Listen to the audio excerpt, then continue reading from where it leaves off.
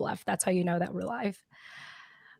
All right. And we are live. Hello. Good morning, everyone. Jen Amos here with the Filipino American Women Project. Actually, let me say that again. Chismes with Jen and Nani, brought to you by the Filipino American Women Project. And we are super stoked because obviously, first and foremost, I still have my co-host with me, Nani Dominguez. Nani, welcome back.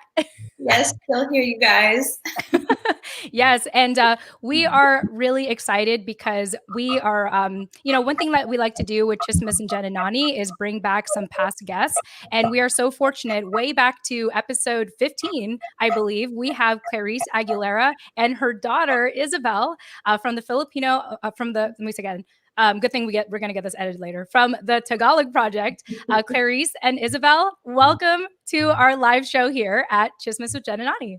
Thank you. Good morning, everyone. Say good morning. Magandang umaga. Yeah. And, the fun thing that we like to do here with these live workshops, Clarice, is we like to hand off the mic to our special guest. And so I'm really just going to follow your lead. I have your slides ready. You just tell us what to do. And we are excited to cook with you today. And before I officially hand it off to you, Nani, any opening thoughts that you would like to share? No, I'm just excited to have Clarice and Isabelle back on the show and to make some champorado. I'm hungry. All right. We haven't had breakfast. I'm still having my coffee. Yes, me too. Isabelle is also haven't had breakfast yet. It's like 10 a.m. She just woke up. So, yeah.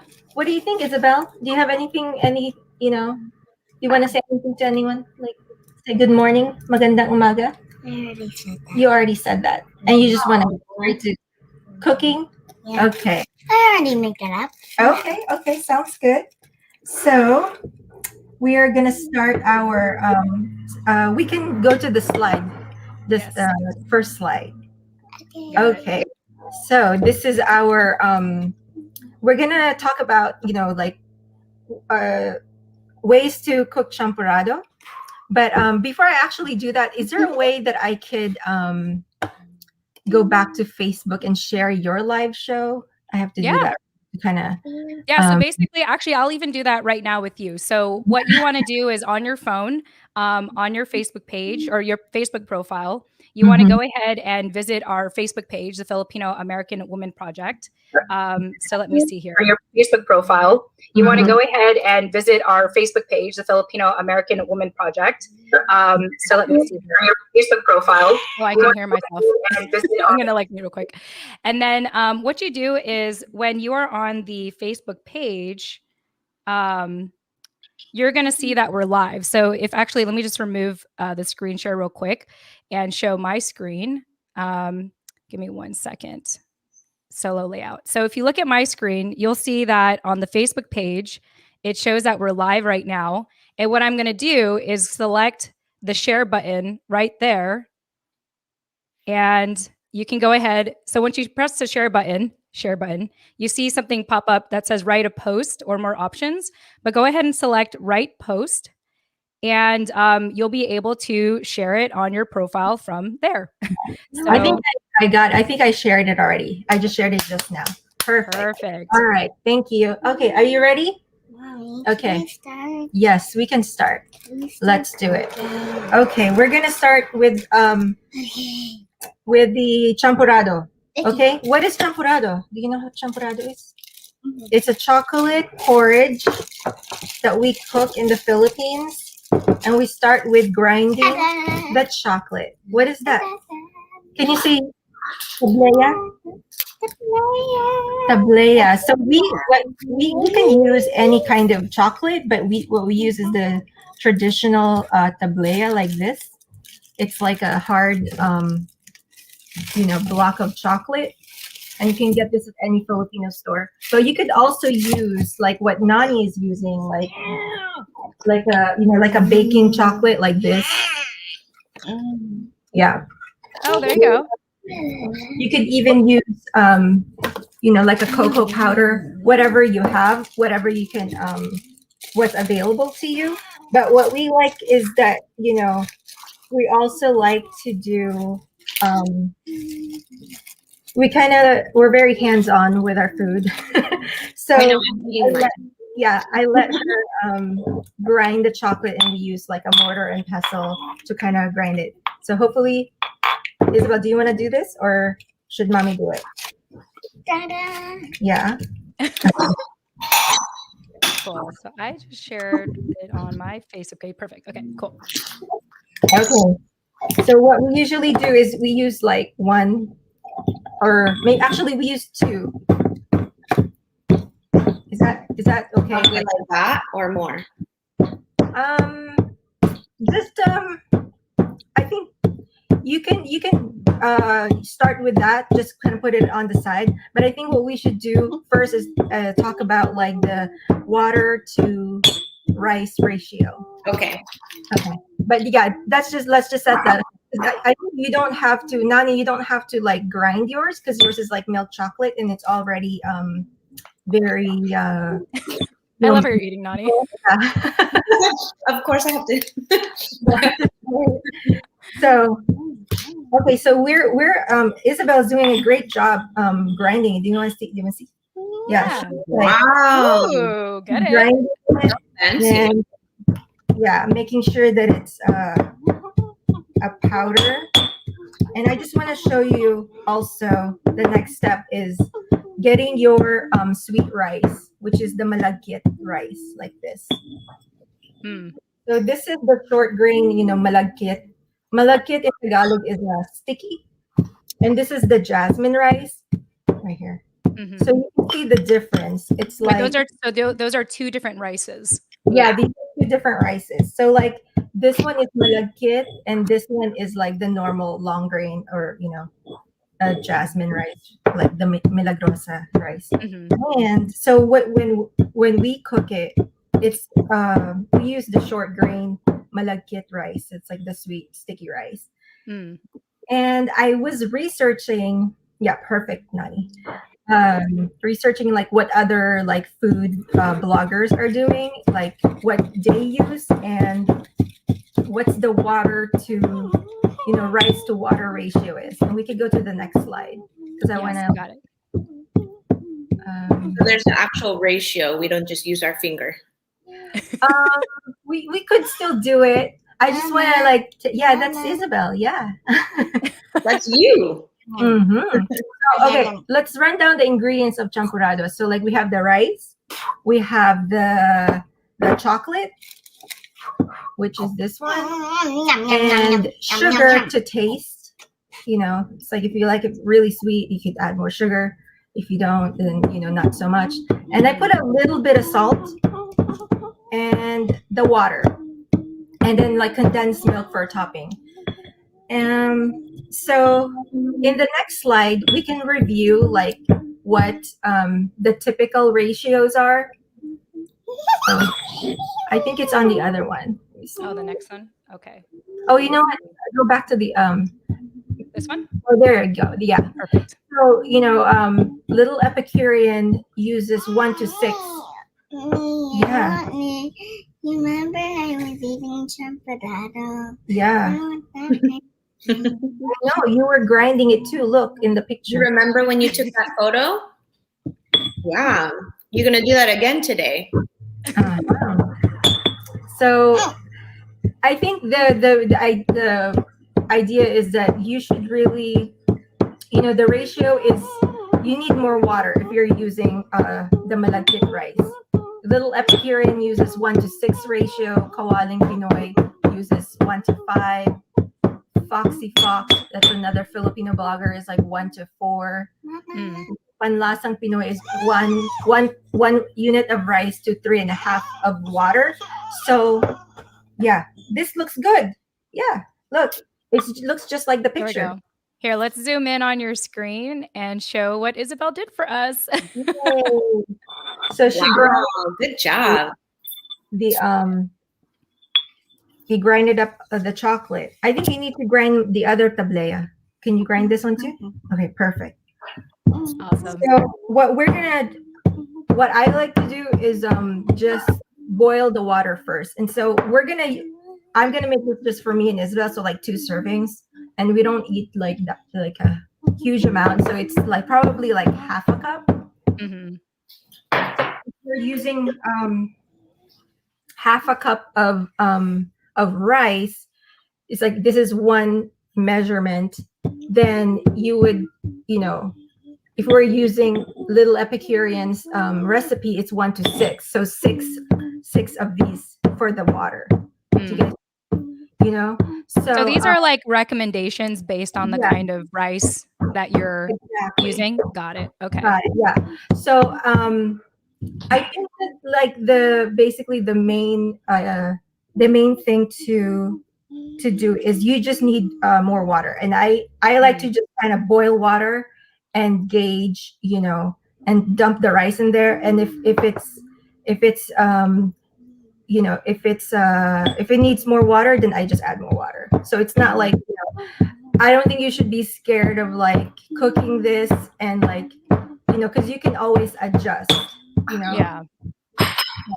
Let's boil some water, and I'm gonna use like, I don't know, I'm just gonna like eyeball it and add like. Well, I think when you do it enough, it's okay to eyeball it. Yeah. But not Clarice. Nani's showing her pot. Mama, look. My cup of water. Yeah. So I'm gonna use like four units of water to one unit of rice. So like Nani, you're using like one, or like, Nani, are you eating just by yourself? Or are you sharing with your husband? I will share with my fiance, but he's not. He doesn't eat a lot. Okay. Yeah. So I think maybe like half a cup of rice. So rice. Yeah. So like just put what I would try 1 to 4. Okay. Let's start with that.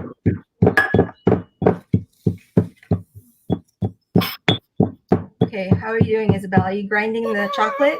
She's busy. Yeah. I feel like we need like music in the background or something. Yeah. I love it. Awesome. So if you are just joining us live, basically we are meshing the chocolate with the rice right now, and Clarice and Nani are boiling hot water. I imagine the next step would be to mix everything together. But well, I would, I would, like I would probably just cook the rice first, because that's like one of the common mistakes is like it's either the rice is uncooked or the rice is too mushy. I think I would just like get the rice perfect first, like cook it first, and then add the chocolate, and that's when you can kind of cook it to taste, like add more chocolate, add more sugar, a little bit more salt, like whatever you like, because one of the things is like, oh, if you put everything together, then like, then you made a mistake of like, oh, maybe I put too little chocolate, or I put too much chocolate, or something like that. Not that too much chocolate is a bad thing, but I wonder if this is a good chocolate to rice ratio. Yeah, I think so. So you're doing half a cup of rice? I think this is half a cup, yeah. And then I just put like this much water to boil. Okay. Yeah. Well, I just put the water first. I always put the water with the rice to boil. Yeah, I mean, I just like to one of the things that like I try to prevent is when you put the rice with the water, like this is not like steamed rice. This is like champorado. It's like the rice is gonna get soaked, and it's gonna puff up and release the starch early. So I tend to wait until the water is boiling and then add the rice, the sweet rice. And then you turn it down and you let it boil some more while the rice is in there. Exactly. So that's when you kind of really see when the sticky rice is boiling, it's cooking, it's releasing the starch, and you can see that like this. It's like, it's not, compared to like a jasmine rice, this is like it's very opaque, and that's because of the starch content Yeah, so that's another thing. What about Jen? I remember one of the first episodes that we did together. I don't know who it was. We talked about washing rice. Where does Oh that yeah. Are you supposed to wash rice? I tend I mean, yeah, you can before we dump this into the boiling pot, I just wash it just so that it just, but actually you know what, I don't Should I do that. wash my rice? I always grew up with my mom doing it. Like she would Yeah. always wash the rice up, she'd put a bunch of water and, Mhm. she'd just go in there and like mixes it. And then once the water gets like really murky, she dumps it and then she adds water again, then does it all over again until it's murky. And I think it's a way to like remove some of the Remove starch, I guess. particles. Yeah. But that's for like a jasmine rice. That's for like steam rice. Okay. But like for Champorado, we want to keep the starch. yeah, you kind of want to keep Wow. the starch. Yeah. So I just I mean, this is sealed like in the bag, so I don't think it's dirty or anything. It's not like the other, like the jasmine rice where it has that, it's in like that sack where you have to like but I mean, if do what's comfortable for you. Okay, you did a really great job, Isabel. So she grinded the chocolate. Yeah, I saw you working hard over there. Oh wow. Yeah. So it's grinded up to a powder. And we used like two like tablets of tablea chocolate. So this is almost ready. Do you want to introduce yourself, Isabel? You want to say something to the viewers? I want to show them that bouquet, like the purple one. Oh, you mean the Cosmo? Okay. Well, what are you gonna what is this one? Are those from your garden? It is from our garden. What kind of pot is that? It's a beautiful pot. It's just so tiny. Like the opening is so tiny. Oh yeah, it's like a bud vase. Oh.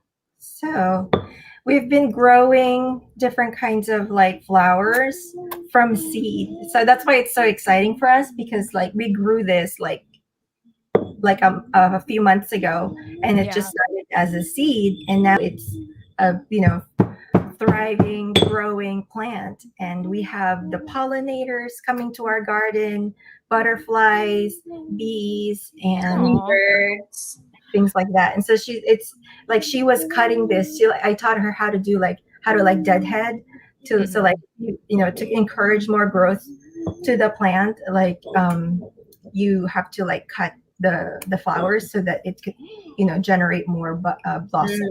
So she's really super excited about this.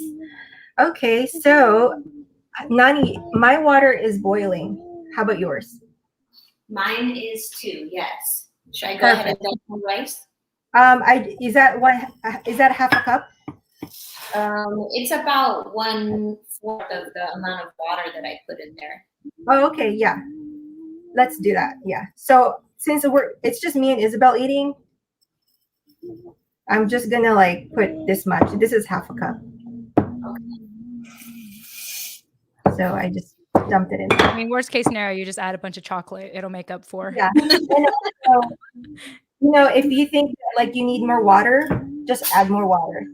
Because like I kind of tend to, we're making like a porridge, so it's not like a dry steamed rice. Like you want it to be a little soupy. So yeah.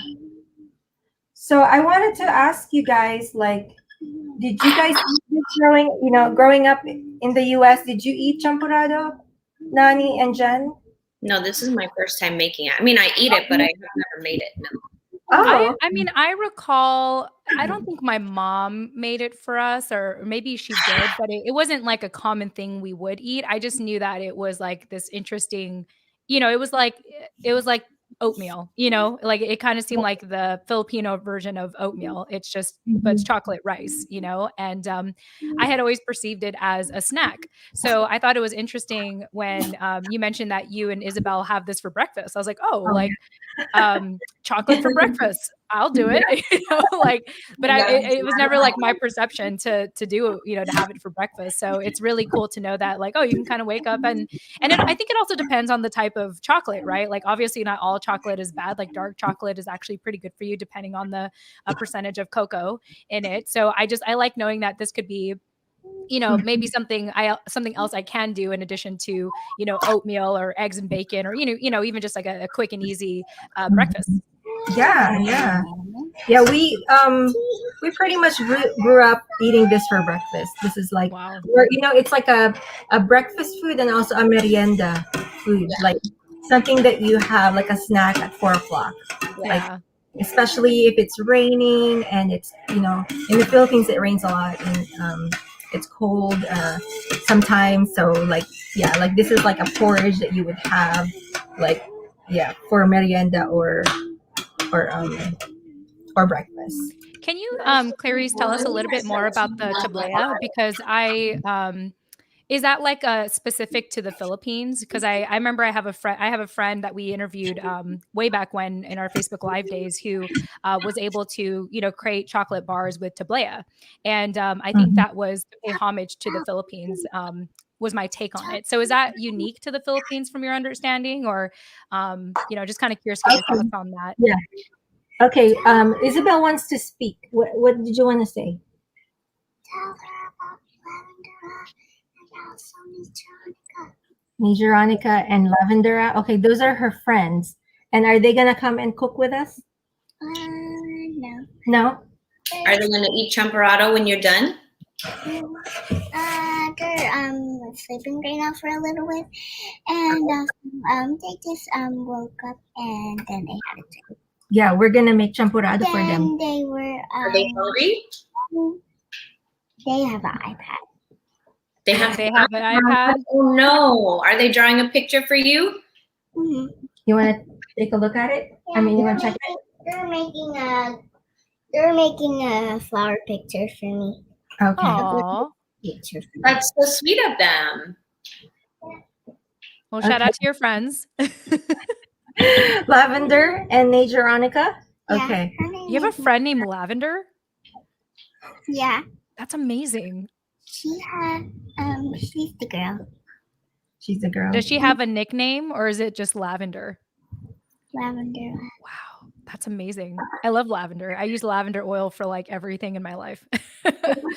All my soreness, sleep, going to sleep, like all that stuff. And to know that someone's named Lavender is like, oh wow, like that's the first time I heard that. Yeah.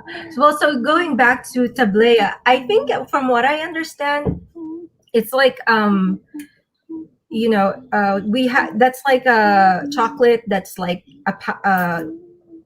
like molded into rounds. Mm-hmm. And typically it's not it doesn't have sugar, but sometimes like now, like the one that we have that's we bought from the store that has like a little bit of sugar in it. Mm-hmm. But traditional, I don't know if it's like, I'm sure they have other kind of like chocolate rounds in other countries, but it's not unique to the Philippines. But we just call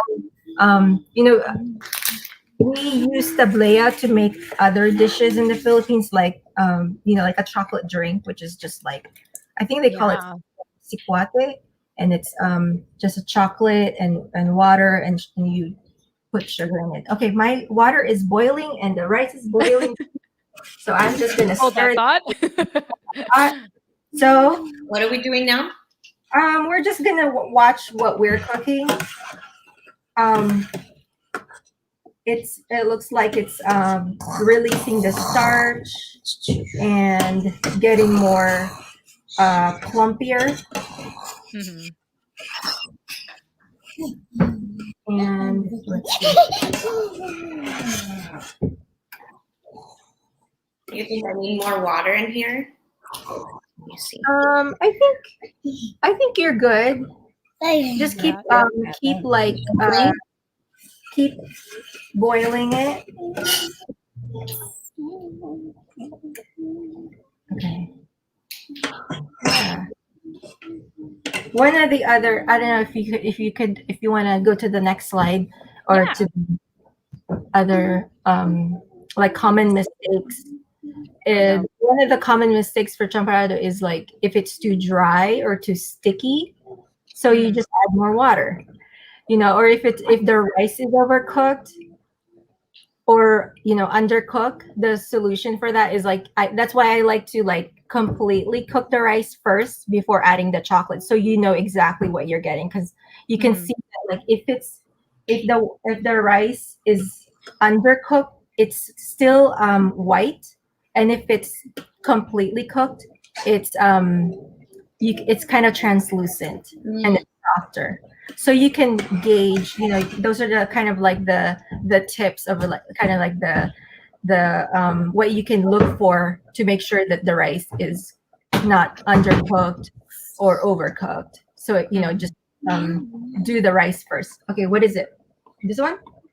This is chocolate, but we're using tablea, the traditional one. She wanted to use this. There you go. Maybe next time, Isabelle. Yeah, maybe next time. But again, like you could use any kind of chocolate that you have available. You can use tablea, you can use powder, cocoa powder. Like what Nani's using is a chocolate chip, and any kind of like baking chocolate. Yeah. And then, we talked about jasmine rice versus malagkit rice, which is the sticky rice. The malagkit rice is more starchy, so it requires more water. And then maybe I should put more. The last tip is add the chocolate after the rice is completely cooked, so that you know for sure that like it's done. And so these tips are kind of like for a stovetop, application. Some, I know some people like to make champorado on their Instapot. But I don't have an Instapot. I don't even own one. No. Yeah, so I'm kind of like more the traditional. Like I just have I don't even have like any fancy. I don't have a microwave. I don't have good for you. I don't have like a rice cooker. I just cook everything from a stovetop because it's just like easier, and you just have like one item to clean, and you just But so you could do that too. There's definitely like blogs or cookbooks out there where you can cook champorado. The one thing that I like I'm a big proponent of is teaching your kids, or like sharing the kitchen with your kids.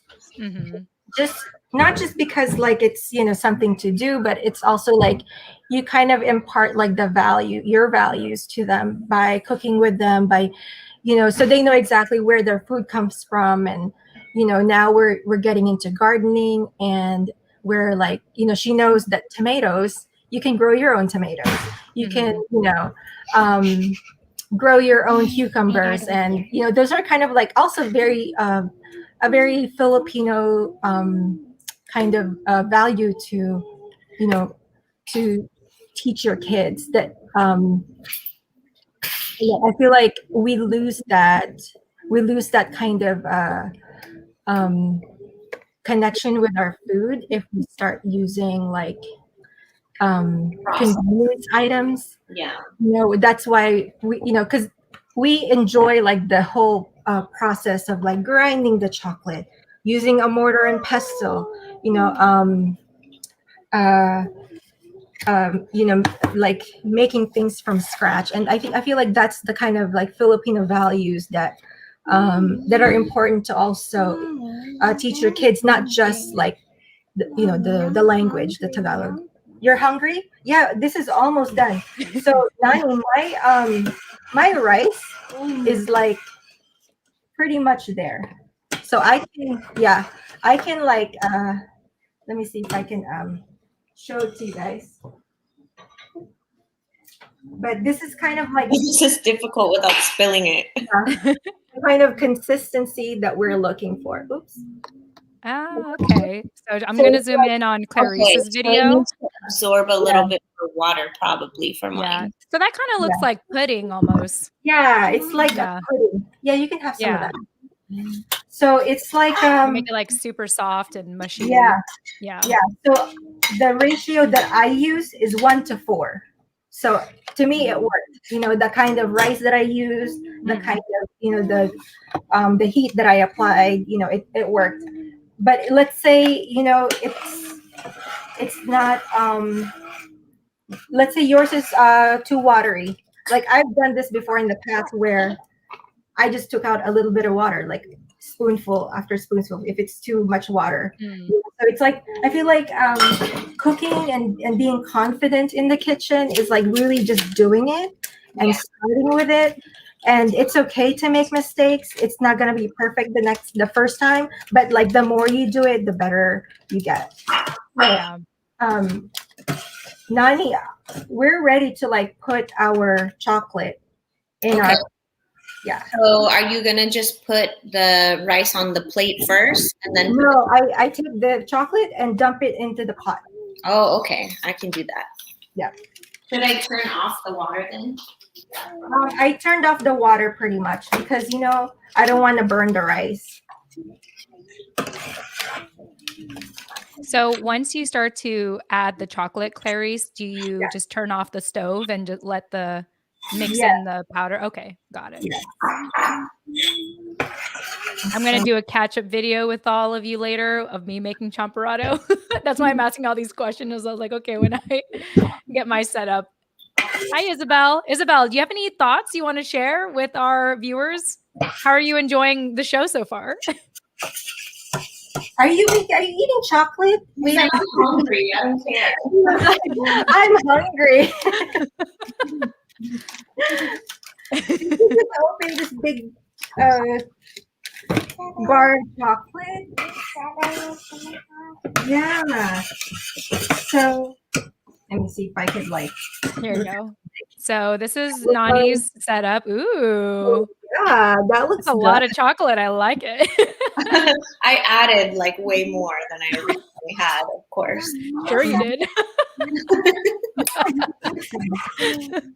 That's me. Yeah.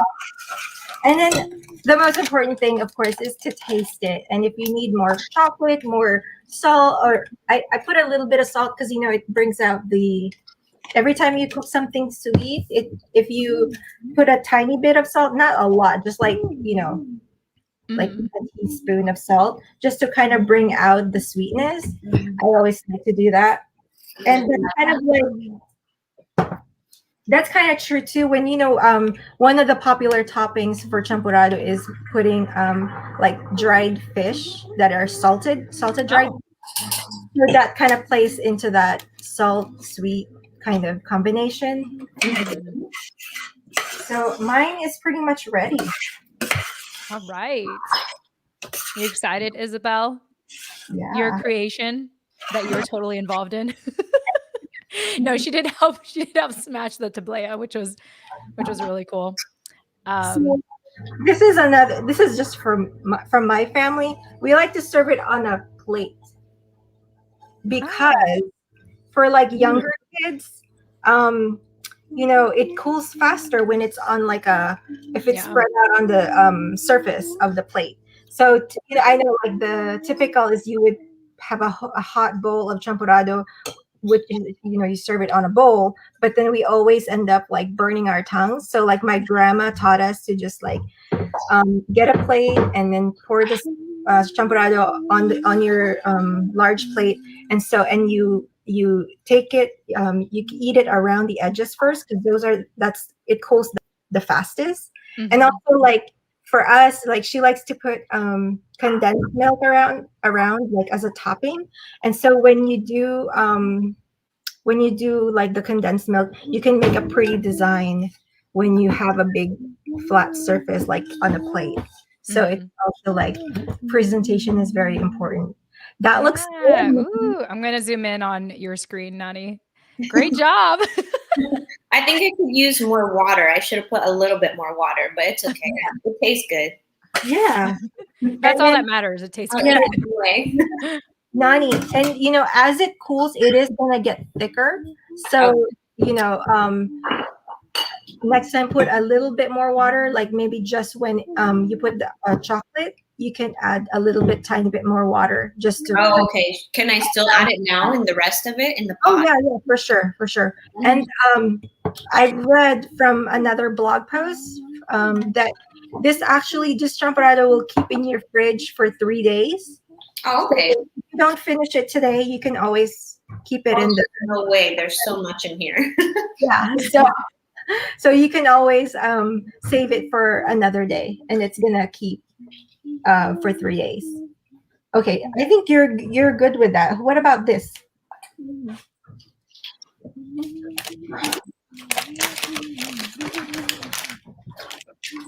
Okay. Champorado. Well, great job, everyone. Yes, thank you, Isabel, for showing us. Yeah. This is our champorado. Champorado rice. Love it. Beautiful. So now, Well is done. you ready to eat?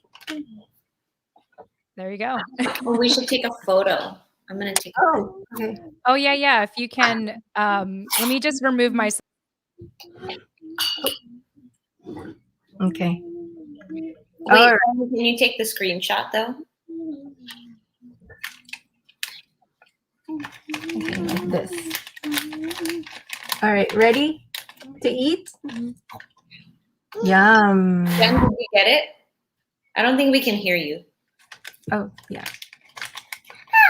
Sorry. Wait, can you hear me now? Yeah, did you get a screenshot? Okay, give me 1 second. I'll take a screenshot. I'm gonna remove myself and like hold it for like 5 seconds. Okay. Okay. All right. Can I eat? Yeah, you can eat. You can eat here. Wait. Yeah, you can here. You can eat the champorado. Okay, I got it. I'll send it to you guys later. Thank you. So that's how you know you did a great job. Okay, Isabel. Hold She's on. over it now. She's like, I did my job. She's like, done.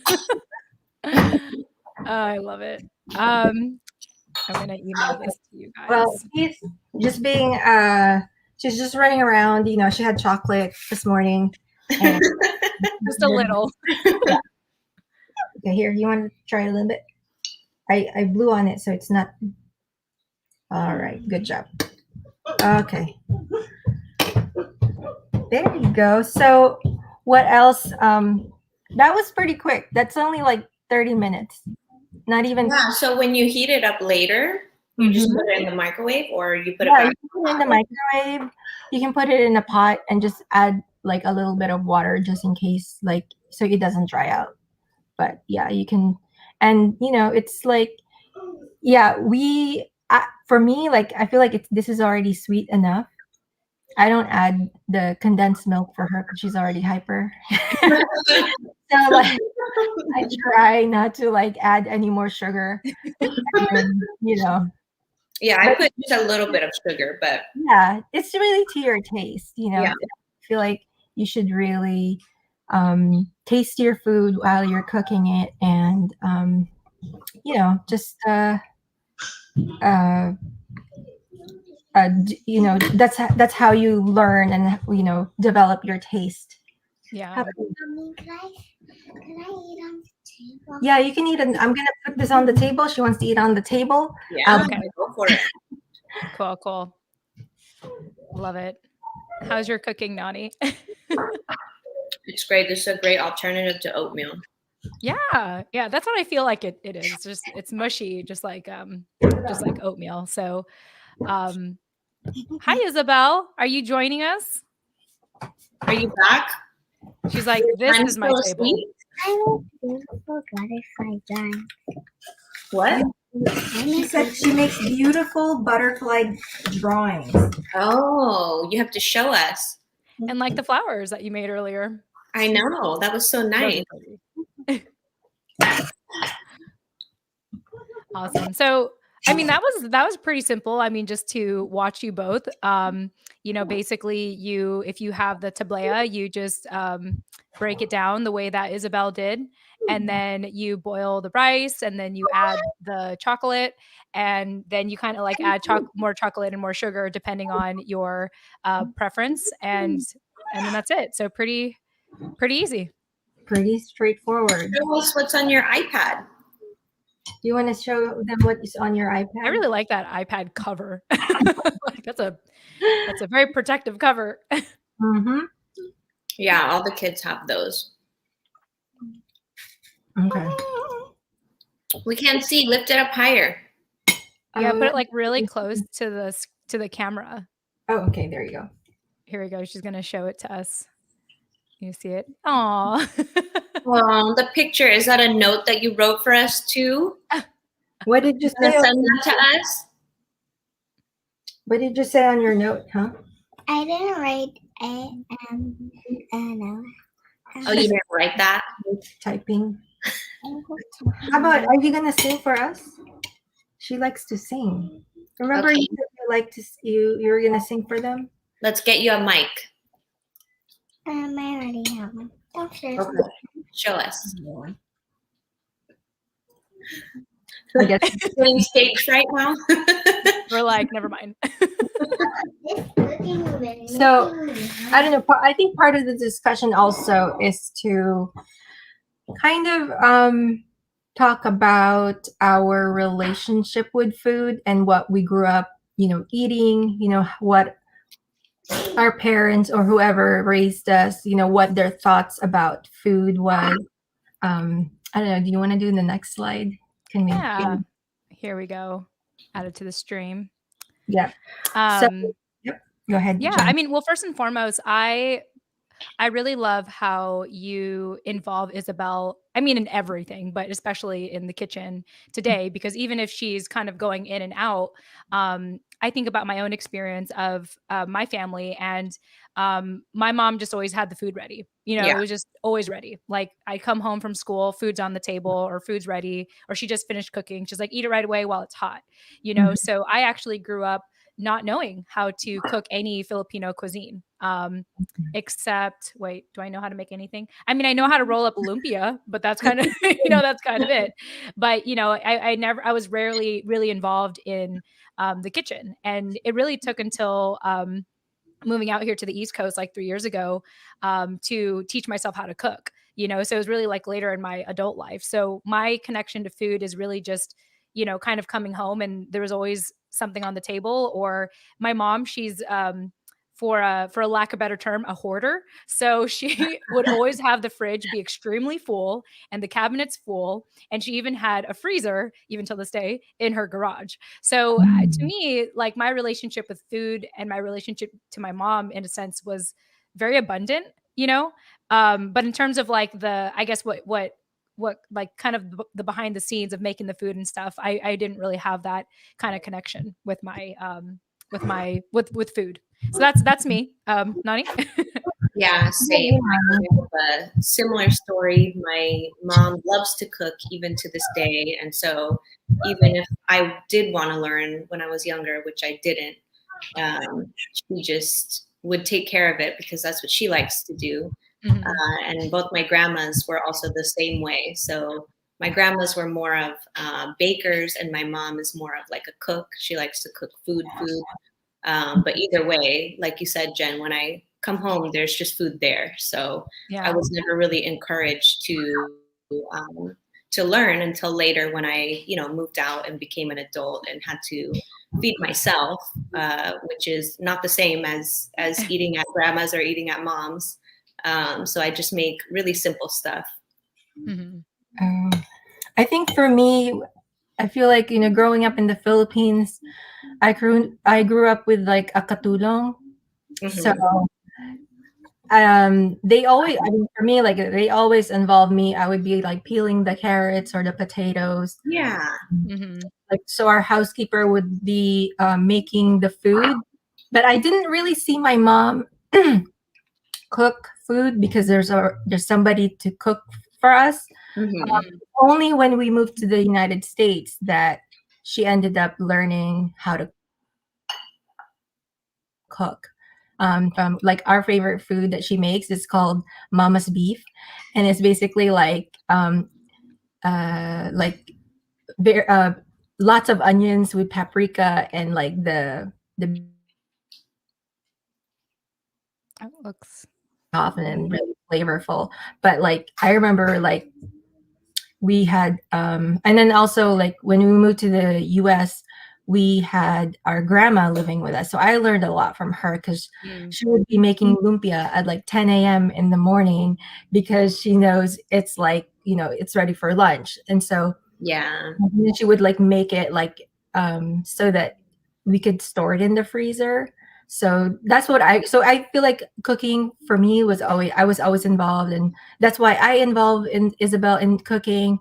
And I think it's an important value to teach your kids, just to teach them how to cook for themselves and cook traditional foods, because food is like our gateway to culture.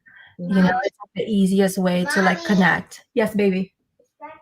Yeah, it's breakfast. I'm also having breakfast with Jen and Nani. Yeah. Remember us? So we always try to like eat at the table. So that's why she's like, "Mommy, it's breakfast." Like, Why aren't you sitting here with me? yeah. And so yeah, that's what I grew up with. And what else? So like growing up, what are the things that like you heard like your parents or whoever you grew up with like say about food? Like, because that's kind of like, one of the things is 'cause you mentioned that your mom kept a lot of, there was an abundance of food in your home.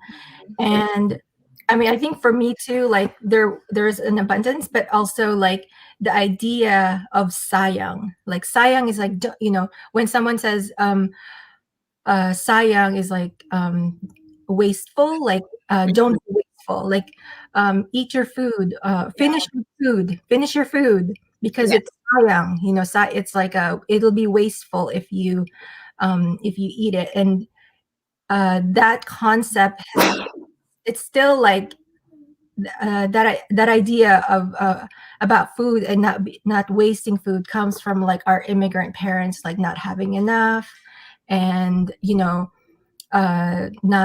having an abundance. So like when we came to the US, it's like, suddenly we have an abundance of food, everything is available.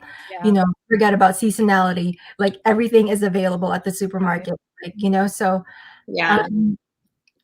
I don't know, like I feel like that also plays on to like when like as a mom, I still think about like,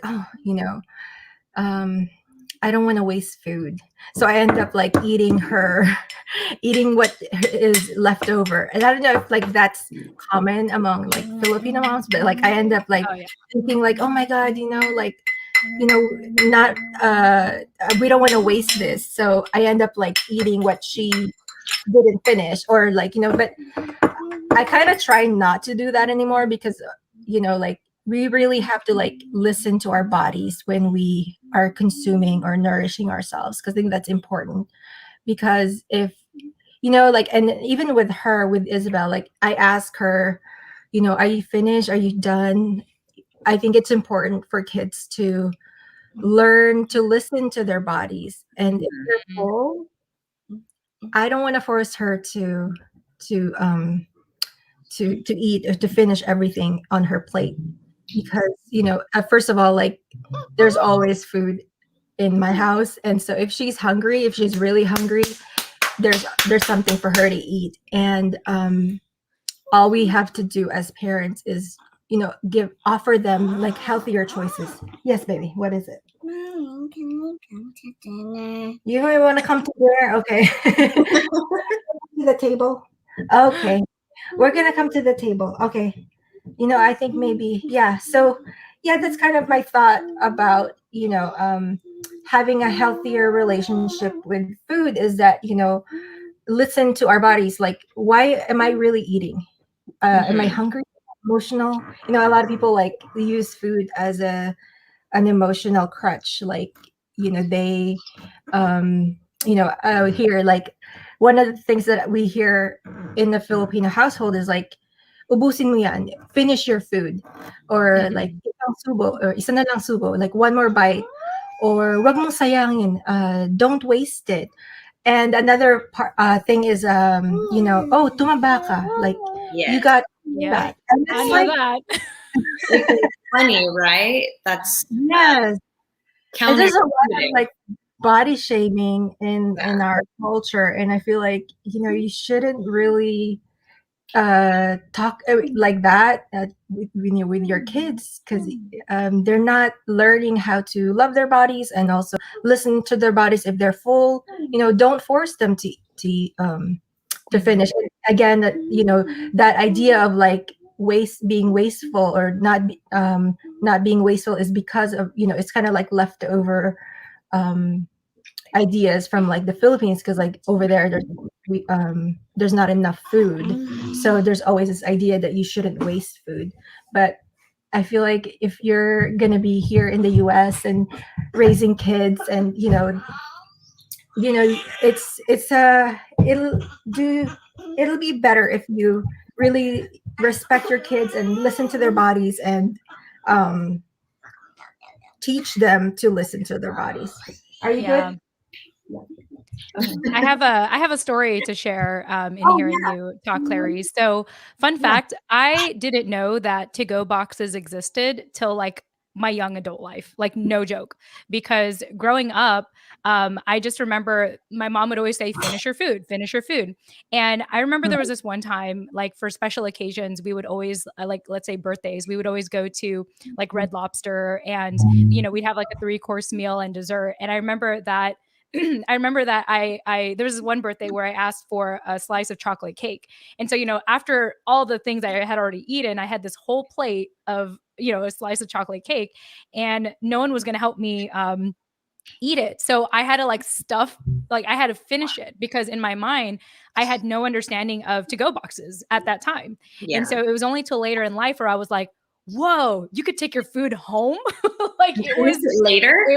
It was like a game changer for me, And so later on in life, like I've learned, like, for example, like I like going to Chipotle, for example, because what I typically do is I would ask for the bowl, like the bowl for the stuff you put in the burrito, and then ask for the tortilla on the side so I can make my own burrito. So rather than having like that full, burrito, yeah, I can help myself, and then and then have the rest later. And so like it was just, that's my understanding of food, and my relationship with food is like you always had to finish your plate. And it like I said, it only took me till later. I had a friend who I remember he was saying, he took me out to like these restaurants, and he'd say like, you don't have to finish your food. And I was like, really? Like, but it's wasteful, like you inherited that concept, because that's the idea that your mom showed you. Sayang, don't be wasteful. Like, you have to finish your food, because there's not enough to eat in the Philippines. Right. So, how about you, Nani? How did you grow up? What kind of things did your mom? That same mindset of you can't get up from the table until you finish your food. And I thought it was interesting because growing up, you also then have like my grandpa, who was notorious for always telling people, "Oh, you're getting fat. Oh, you look fat." Or, "Oh, you're not eating enough. Why are you so skinny?" So it's kind of like there's never that happy medium, but at the same time, regardless, you got to finish all your food. So what is the right answer? And even now as an adult, I find myself doing the same thing. I'm just eating, and I'm like, am I hungry, or am I just not wanting to be wasteful? And also shaming other people. Like my fiance, he doesn't eat that much. He stops when he's full, or he has a better gauge, I guess, of when he wants to stop eating. And I'll be like, "You're so wasteful." Like I get mad. And then you shame him. I'm shaming him, just like my grandpa would do to us. So it's an interesting thing to think about where that comes from. Can I see the other comments that are like the other slide? Yeah, I don't know. Let's see what else. So we got this slide, and I believe like this is the last one. Okay, the last one. I don't know. I think that it's important for us to also, write about these things, and like, if not write about it, just think about like what our relationship with food is, and how we, what kind of ideas do we, are we thinking about when it comes to food. So these are like journal prompts that, we came up with who had the biggest impact on your food habits growing up and why. So like you could write about that. This is just to explore your relationship with food and figure out like this is kind of journal prompts that you can start to write about. What are the name the positive and negative messages you receive around healthy eating? Like healthy eating doesn't mean that you always have to have a salad, and also like actually since now like we started eating more plant-based. For us it's not just because it's to be trendy, because it's because my husband's actually vegetarian, and it's just easier for me to like not have to cook like two meals. Yeah, so it's just like everybody eats at the same time, we're sharing the same meal. But yeah, growing it in your garden, so it's easy. It's right there. Oh yeah, and I don't know if you guys could see, but we have our grow tower behind. Oh, yeah, zoom in on that. Oh, I have something like that too in my garage. I mean, you have to like. Oh my gosh, that's so that fancy. Is awesome. Oh, I like that. I like that one. I haven't seen that version before. Yeah, so we like you could grow your own tomatoes. Indoors? Mostly, indoors. Yeah.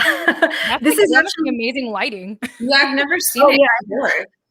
Is that a window or that's a light? It's actually a light. Yeah. Oh, wow. So see, like I have something similar, but like I can't grow tomatoes. So I think that's so like you must have some incredible lighting like to be able to do that indoors. That's amazing. Oh yeah, it comes with like these grow rings. It's like a interior light. Yeah, grow light. Yeah, you saw the squirrel? Oh, good. Did you? What was it doing? It was just scurrying across the tree. Yeah. Okay. No big deal. Yeah. I know, but you know what? They come. I've seen it before.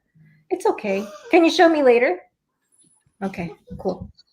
So yeah, we started this thing like maybe 2-3 months ago, and it's pretty cool because like we've been enjoying like fresh herbs and fresh like lettuce. I don't think it supplements our like produce. Like we still have to go to the market, but at least like I don't have to buy cilantro, or I don't have to buy basil and like onions, things like that, because it's like here and it's it's supposed to like be more fresher if you like if you cut it like it's still alive. So I'm kind of getting into like microgreens and like growing just more like fresh produce. Like I'm just impressed you can grow tomatoes indoors. Like I didn't know that was a thing. I'm gonna have to ask for your model, and because the one that I have, you can't grow tomatoes or like heavy things indoors, only leafy greens. So that's just I'm intrigued. Well, I mean, this is like an experiment. This is actually my husband's project. Like he is like, ever since the pandemic, he like decided, okay, I'm gonna grow my own food. And that was kind of like how it started, because like we were so paranoid of going to the market. And it's like, why don't we just grow something here? And so he researched and he got like the countertop version, the one that grows herbs. It's like narrow garden. So we have that too, but we've been using that one just to grow like the seedlings. So we grow the seedlings, like we grow it from seed, and then we put it here on the tower. And let me see. Here, let me zoom in on your screen. Yeah. Oh my gosh, the tomatoes though. You got I'm obsessed about the tomatoes. You have a whole bunch going on there. That's cool. I like the lighting too. Wow. It's like, oh my gosh. Okay. Yeah, we're gonna talk more later. Onions. Yeah. Yeah. So if there's another lockdown, we're all set. We're all set. So like, we've been really enjoying this, and gardening. Of course, we have our own like container garden that actually, but I feel like this uses less water. So we're actually, and it's less maintenance because it's like on a timer, so we don't have to worry about watering it. It's just like you just put the seeds in there, or the seedlings in there, and then you know, it's ready to go. And I've had to, this is like our second round of seedlings because like we got it in April. And so we like ate all the food, we ate all the young greens. And then so now we're starting from new seedlings and then we have to wait a little bit for it to grow. But I don't know, like I still have like cilantros and bunching onions that I could still use every day. Like, you know, making your own salad dressing is like a game changer. Like, Yeah, I agree. And it's so much better too. yeah. So, okay, well, you know, that's but you don't have to like eat salads just to be healthy. Like there's other like foods you can eat that, you know, like I've been getting into like Indian food and dal, you know, like lentils. So Mhm. that's a really good way to get proteins um and we really like it. Like I feel like it gets you fuller. Like I Yeah. don't have the cravings for like Yeah. sweets, you know. So I I love think yeah. Another journal prompt I forgot like oh, you could, you know, like be grateful for your body and like how you and think of ways to like nourish it. So you can like write a journal prompt that's, you know, starts out, "Dear body, I love you because," Mm. and you know, again with the with like eating, emotional eating, you know, what kind, you know, you can think about what are you craving in your life and what do you want more than anything that you are using food to feel. Like think of emotions, Oh man. you know. Think of like I don't, do you want to feel like more loved or I don't know, like sometimes we use like food as like a crutch to like make us feel better. And so like Yeah. why do you, you know, these are the things that you can think about or like write about, like why do you think that, like what is it, what's missing in your life, what are you craving for. And then again, and then here like the last two I noted, what did your parents or whoever raised you used to say when talking about your body, what did they used to say when talking about their own bodies. And so that's another thing that you can like uh you know, this is like the kind of value like that you would show that you can teach your kids. Like if you love your body, if you're accepting of your body, then they're also going to be accepting, you know. But if you're very critical and you're always like, oh, you know, I don't need, I feel like these are kind of ideas, just, you know, we don't have to follow these, but you know, they're just something to think about, so that at the end of the day, like you know, you're not using food to kind of deal with your feelings. And Yeah. lastly, if my emotional eating is trying to tell me a message, what message would it be? And just again, like, you know, why are you using food, or what is food making you feel? Like, how does it make you feel before you eat or after you eat? Just kind of, you know, what are you craving for that you're not getting in your life, Mm. things like that. So yeah, I think that's kind of like different ways to like explore like your relationship with food. And also, you know, as parents, like what kind of ideas are we saying to our kids that you know, kind of teaching them like uh, how to think about food. And so I think that's important to think about and to write about, you know, in your journal. Or I mean, I'm not a big journal person, but I just like kind of like think about these things. And I don't know if you guys do uh, journaling or writing about your feelings. Oh yeah, no, I'm definitely a huge journal person. I actually in you sharing these journal prompts, it reminded me of a journal entry I did during the pandemic. And I actually wrote a thank you letter to food. I was like, "Thank you, food. You know, thank you for being there for me when I felt like I didn't have a friend. Thank you for being that person, like that thing I could spend time with on a Friday night when I have, you know, when I can't go out. Like my like food was just it just meant so much to me like during the pandemic. And then of course the whole body shaming would come in like, oh, like I gained 20 pounds, you know? And but then also being able to say like, well, I'm glad that like I just went to the doctors the other day and my doctor, like I haven't seen my doctor since like the beginning of the pandemic. And she said like, you're healthy. Like you're doing great. You did great this entire time. And I was like, oh, okay, good to know, because like even if I had indulged, it's like I still, even recently, I've been prioritizing exercise, so I think so I think about that journal entry that I wrote, and always learning to switch shame to gratitude, because there's a reason why we would eat donuts, like make an impulse decision to eat donuts. Like sometimes it's because you need it in that very moment, right? And Right. so I like that in general you're encouraging us to think about our relationship with food, as opposed to be reactive to the messages that we may receive from our family. Like I do remember of a time when I came to see family when I hadn't seen like these relatives in a long time, and my grandma was all like, you look different, and I don't know why. And then my mom says this to me in the kitchen where everyone else basically is, and she says like, oh, it's because she got fat, you know and just all these like crazy messages of like just mixed messages about food and weight and body, body image issues. I like that. Really, at the end of the day, it's like, well, how do you feel about your body? How do you feel about your relationship with food?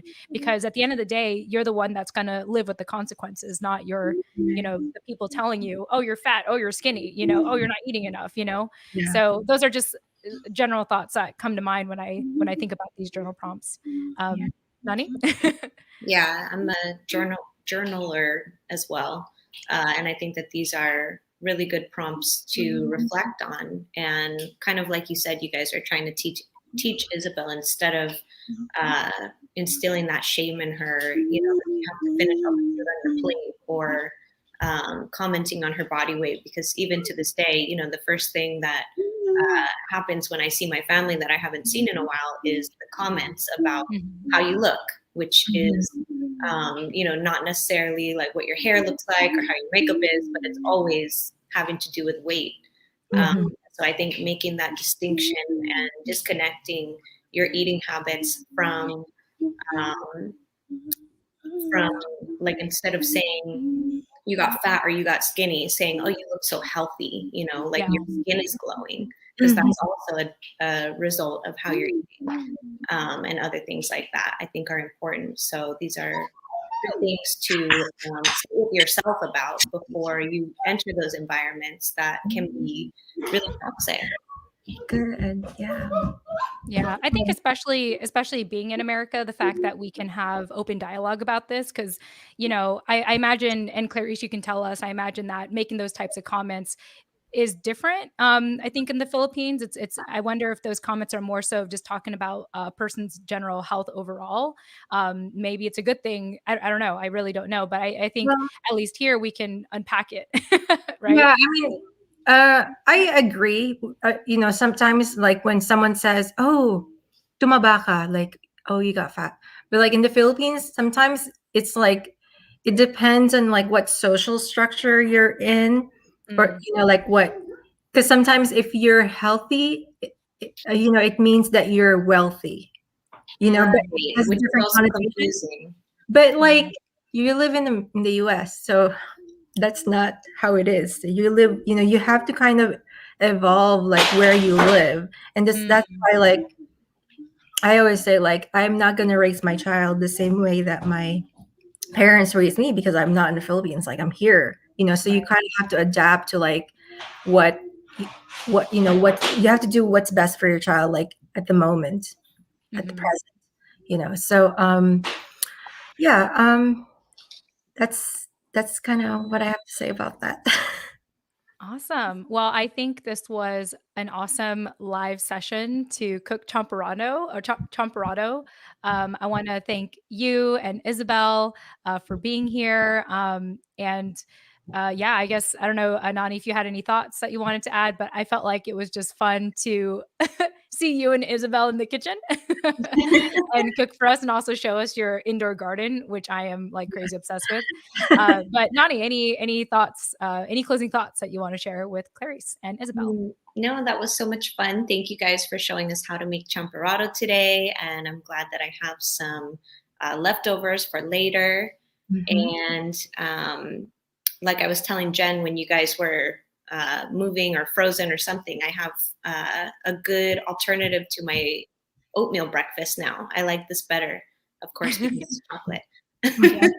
Especially because it's chocolate. Yes. I just want to thank you guys for inviting me and Isabel, because we have been out of the social media. Okay. Okay. Yes, I know you have nice shoes. And You wanna now we're going into fashion. Yes. Okay. Thank you for showing me your shoes, your shiny shoes. Okay. So yeah, we're trying to be more mindful, and I actually only go on social media like on the weekends. So you can find us on Instagram, and I try to post things on my stories just because like we're still in the pandemic. It's like it's a lot right now. Like I'm not trying to do like too much, just kind of like try to be more present and do what's best for my family, do what's best for Isabel, because I remember I used to do the Filipino story time, but I just feel like right now it's just too much. I don't want to go there and just overload myself. So I think it's important to also are the choices that we make every day is like gonna impact like us towards the end and in the future. So just really be mindful. And again, like you can see more of Isabel and me at Instagram, the Tagalog Project. And thank you so much for sharing the stage with us, because I know this is something that you guys like to do for the community, and I like to bring a little bit of awareness, in the platform that I have, but I know that you guys you're more public on Facebook and other platforms. So thank you so much for inviting us and to do this live show. And I'm really grateful to have your community and my community kind of share and talk about these things about relationship with food and also cooking with Isabel. Yeah. No, I think we thoroughly enjoyed our conversation today. And just having this overall discussion about our relationship to food and the people who helped us, who fed us, growing up. And I'm sure that our viewers will really appreciate this, even watching the replay, which will be available for a limited time before it gets archived on Chismis with Jen and Nani. But other than that, I think we're good to go. I'm going to end the broadcast, but Clarice, don't hang up right away. We had this issue last time. But I'm going to end the broadcast. I want to go ahead and just thank our viewers again for joining us and those who come and watch the replay. And if you want to support our show, feel free to check out biasbubble.com and see how you can do that and even get access to our exclusive content at Chismis with Jen and Nani. And of course, if you want to follow Clarice and Isabel's journey, go ahead and check out the TagalogProject.com and also the Tagalog Project on Instagram. So other than that, we love you all and we'll chat with you next time. So have a great weekend. Talk to you later. Bye. Bye.